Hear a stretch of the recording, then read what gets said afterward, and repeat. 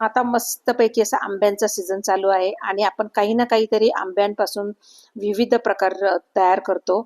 आणि कधी आपण कैरीपासून पन्ह तयार करतो, लोणचे तयार करतो, तसंच आंब्यापासून आंब्याचा रस तर तयार करतो, आंब्याचे पापड तयार करतो. पण आज आपण असा पदार्थ करणार आहोत जो तुम्ही यापूर्वी कधी ऐकला नसेल किंवा केलाही नसेल. तर चला, रेसिपी अगदी साधी, सोपी, सरळ आहे. अगदी पारंपरिक पद्धतीने आपण करणार आहोत. तुम्ही पाहूच शकता व्हिडिओत दाखवल्याप्रमाणे की आज आपण काय बनवणार आहोत, ते पण आंब्यापासून बनवणार आहोत. आता इथे मी हापूस आंबा घेतलेला आहे, तर तुम्ही इथे कोणताही आंबा घेऊ शकता. फक्त तो आंबा छान असा मस्त गोड पाहिजे आणि कलर पण त्याचा अगदी सुरेख पाहिजे, असा आपल्याला आंबा निवडून घ्यायचा आहे.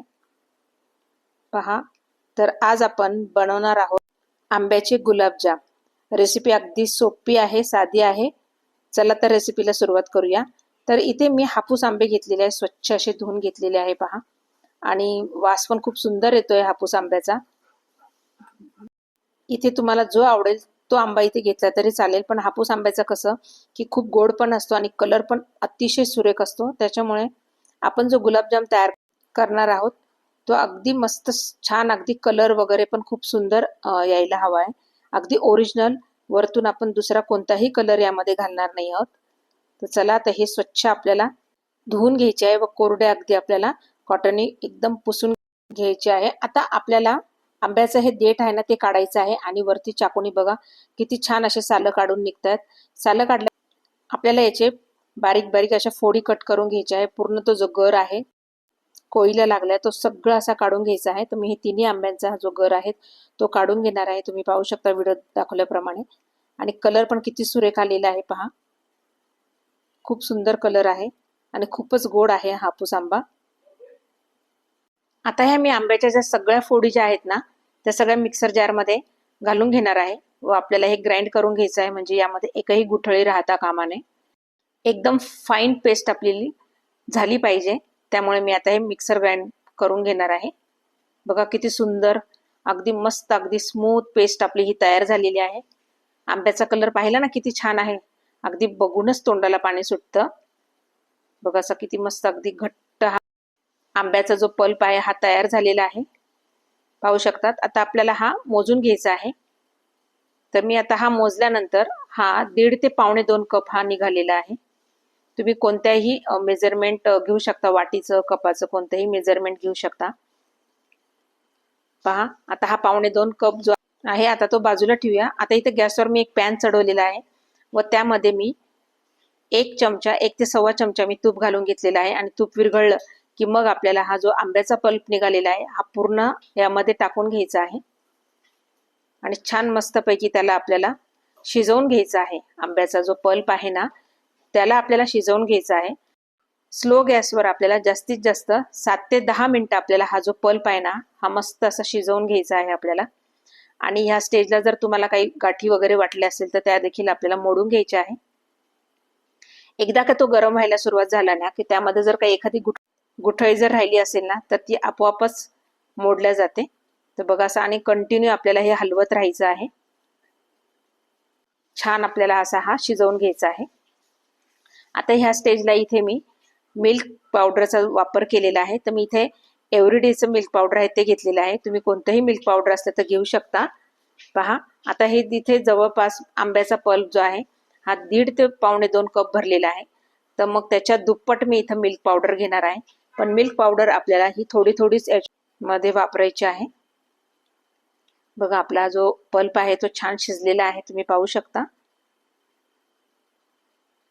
आता यामध्ये मिल्क पावडर घालायची आहे, अगदी थोडी थोडी घालायची आहे आणि मिक्स करत जायचं आहे आपल्याला. इथे मात्र आपला जो गॅस आहे तो स्लो याच्यावरच ठेवायचा आहे. पहा, अशा प्रकारे इथे मी जवळपास दुपटीने मिल्क पावडर वापरलेली आहे. म्हणजे इथे 1.5 कप आहे आंब्याचा पल्प, तर इथे मी जवळजवळ 3 कप मी मिल्क पावडरचा वापर केलेला आहे. आणि आपल्याला हे असंच थोडं थोडं टाकून मिक्स करत जायचं आहे. आणि गुठळी होत असेल तर ती मोडत जायची आहे, कारण ह्या स्टेजला गुठळी होण्याची शक्यता असते. त्याच्यामुळे आपल्याला हे कंटिन्यू असं हलवत राहायचं आहे. व्हिडिओ दाखवल्याप्रमाणे पाहू शकता मी अगदी थोडं थोडंच आपल्याला हे टाकून घ्यायचं आहे आणि गुठळी मोडत मोडत आपल्याला हे मिक्स करत जायचं आहे पहा. तर मी अशा प्रकारे हे सगळं व्यवस्थित असं मिक्स करून घेणार आहे. पूर्ण आंब्याचा पल्प आणि मिल्क पावडर एकजीव व्हायला पाहिजे.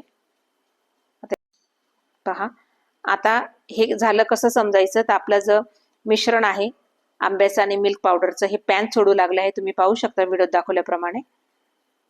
बघा आता ह्या स्टेजला आपल्याला हे काढून घ्यायचं आहे. गॅस बंद करून एका प्लेटमध्ये मी हे काढून घेणार आहे आणि थंड करून घेणार आहे. आता हे एक प्रकारे आपला हा जो आहे हा आंबा घालून हा खवास आपला तयार झालेला आहे. पाहू शकता तुम्ही. त्याच्यामुळे याच्यापासून जे गुलाबजाम तयार होणार आहे ना, इतके स्वादिष्ट आणि इतके छान लागतात की अगदी तुम्ही एकदा जर ही रेसिपी ट्राय केली ना, तर आंबा संपेपर्यंत, आंब्याचा सीझन जाईपर्यंत तुम्ही ही रेसिपी नक्की ट्राय कराल. बघा अगदी लहानांपासून तर मोठ्यांपर्यंत ही अगदी मनपसंत अशी रेसिपी तयार होणार आहे. तर ही रेसिपी म्हणजे अगदी मस्ट ट्राय आहे. तर एकदा तुम्ही नक्की ट्राय करून बघा. यामध्ये ज्या पण मी टिप्स सांगितलेल्या आहेत त्या फॉलो करा.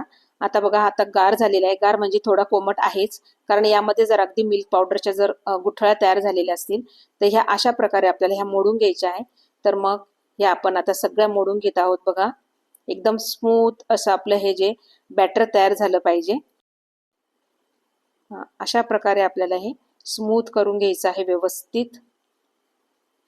इथपर्यंत जर तुम्ही माझा व्हिडिओ पाहिला असेल आणि तुम्हाला जर आवडला असेल तर नक्की माझ्या व्हिडिओला लाईक करा. नवीन असाल तर सबस्क्राईब करा आणि बेल आयकनला क्लिक करा.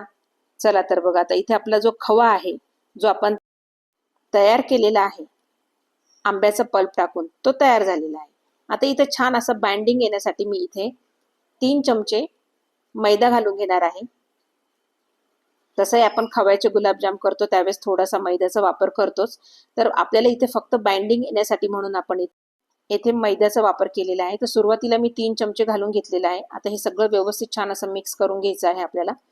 आणि जर बाइंडिंग होत नसेल तर मग मात्र पुन्हा आपल्याला 1 ते 2 चम्मच मैदा वापरायचा आहे. आता इथे मी हातानेच व्यवस्थित आपल्याला हे मिक्स करून घ्यायचं आहे आणि एकदम छान असा गोळा तयार करून घ्यायचा आहे. इथे गरज लागली तर तुम्ही मैदा घालू शकता. तर इथं मला 2 चमचे अजून लागला मैदा, तर तुम्ही घालून व्यवस्थित असा गोळा तयार करून घेतलेला आहे. आता ह्या स्टेजला आपल्याला इथे पाऊण चमचा तरी जो आहे ना बेकिंग पावडर घ्यायची आहे. बेकिंग सोडा नाही, बेकिंग पावडर घ्यायची आहे आणि त्यावर 2 ते 3 थेंब आपल्याला पाण्याचे घालायचे आहे, म्हणजे ते ऍक्टिव्हेट होईल.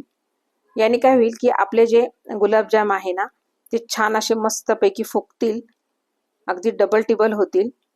आणि यामध्ये आता हे सगळं व्यवस्थित छान असं मस्त मिक्स करून घ्यायचं आहे. पहा किती छान असा गोळा तयार झालेला आहे ना.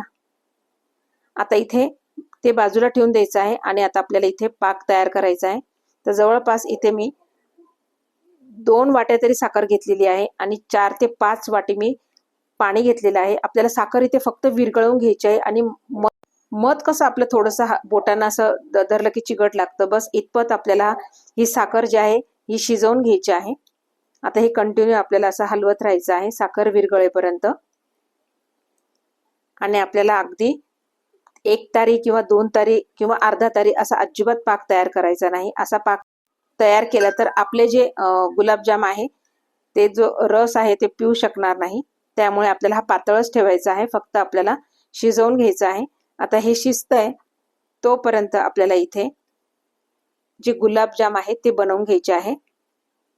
तर पहा आपल्या इथं झालेलं आहे. तर मी गॅस बंद करून हे बाजूला ठेवायचं आहे. आपल्याला पाक जो आहे तो कोमट करून घ्यायचा आहे. तर आपला पाक कोमट होईपर्यंत इथे आपल्याला गुलाबजाम करून घ्यायचे आहे. तर बघा असे छोटे छोटे आपल्याला पोर्शन काढून घ्यायचं आहे त्यामधला आणि व्यवस्थित स्मूथ असं हे मिक्स करून घ्यायचं आहे बॅटर. आणि छोटे छोटे आपल्याला याचे बॉल्स तयार करून घ्यायचे आहे, म्हणजे गुलाबजाम तयार करून घ्यायचे आहे. पहा किती छान अगदी स्मूथ आपलं हे बॅटर तयार झालेलं आहे, पाहू शकता तुम्ही. आणि त्याला बघा कलर पण किती छान आलेला आहे ना. आपण बाहेरून वेगळा कलर असा अजिबात घातलेला नाहीये, प्युअर आंब्याचाच कलर आहे हा. तर आता मी हे चाकूने एकसारखे भाग जे आहे ते कट करून घेणार आहे आणि हे खूप मोठे पण करायचे नाही, खूप छोटे पण करायचे नाही, कारण आपण हे जेव्हा फ्राय करू ते अगदी डबल होतात. तर पहा, अशा प्रकारे आपल्याला हे गुलाबजाम बनवून घ्यायचे. तुम्ही पाहू शकता एकही क्रॅक पडलेला नाही, इतकं छान आपलं हे बॅटर तयार झालेलं आहे. तर मी हे अजून तुम्हाला दाखवते बघा. आणि अगदी थोडे थोडे करून ठेवायचे, सगळे करून ठेवायचे नाही, कारण मग नंतर हे वरतून आपले हे वाळत जातात. एकही क्रॅक पडलेला नाहीये. तर बघा, आता मी हे एवढे गुलाबजाम करून घेतलेले आहे. आता आपल्याला इथे मी कढईमध्ये तेल छान गरम करून घ्यायचं आहे. अगदी मीडियम म्हणजे एकदम स्लो गॅसवर आपल्याला हे गुलाबजाम तळून घ्यायचे आहे. तर मग मी हे एक बॉल टाकून बघते आहे. बघा, अगदी थोडासा आणि हळूहळू तो पटकन असा वर आलेला आहे, म्हणजे आपलं हे तेल एकदम व्यवस्थित असं गरम झालेलं आहे. तर आपण हे गुलाबजाम आता एक एक करून टाकायचे आहे, पण ते टाकायच्या आधी पुन्हा आपल्याला हातावर व्यवस्थित फिरवून घ्यायचे आहे आणि एक एक आपल्याला हे छान मस्त तेलात टाकून घ्यायचे आहे. पहा, तर अशा प्रकारे मी एका एका बॅचमध्ये 10-10 असे टाकून घेत आहे. यांना सुरुवातीला अजिबात हात लावायचा नाही, कारण खूप नाजूक असतात ते. अगदी हे थोडे थोडे असे वरती आले की मग फक्त त्यामध्ये अगदी तेल फिरवायचं आहे आपल्याला. त्यांना अजिबातच आपल्याला टच करायचं नाही. व आपल्याला त्यानंतर असं सगळीकडनं एकसारखं आपल्याला हे फ्राय करून घ्यायचे आहे गुलाबजाम. बघा, कलर किती सुरेख आलेला आहे. पहा, असा मस्त बदामी कलर येईपर्यंत, याच्यापेक्षा जास्त काळपट करायचा नाही, नाहीतर मग ते वाटणारच नाही की आपण हे मँगो पासून केलेले आहे. आता आपला मँगोचा कलर, आंब्याचा कलर कसा असतो ना, सेम तसेच तिथपर्यंतच आपल्याला हा कलर येईपर्यंत आपल्याला हे तळून घ्यायचे आहे. तर पहा, खूप सुंदर झालेला आहे. आणि इथे आपला जो पाक आहे तो देखील कोमट झालेला आहे. पाक मात्र कोमटच राहिला पाहिजे, खूप गरम नको. आता मी हे कोमट पाकामध्ये हे टाकून घेणार आहे. इथे आपल्याला वेलची पूड वगैरे काही टाकायची गरज नाही, पण तुम्हाला वाटलं तर तुम्ही टाका, पण मी काही टाकलेलं नाही, कारण आपल्याला इथे आंब्याचा फ्लेवर पाहिजे आहे, कारण आपण आंब्याचे गुलाबजाम केलेले आहेत. त्यामुळे पहा, किती सुंदर आणि खूप छान दिसत आहेत.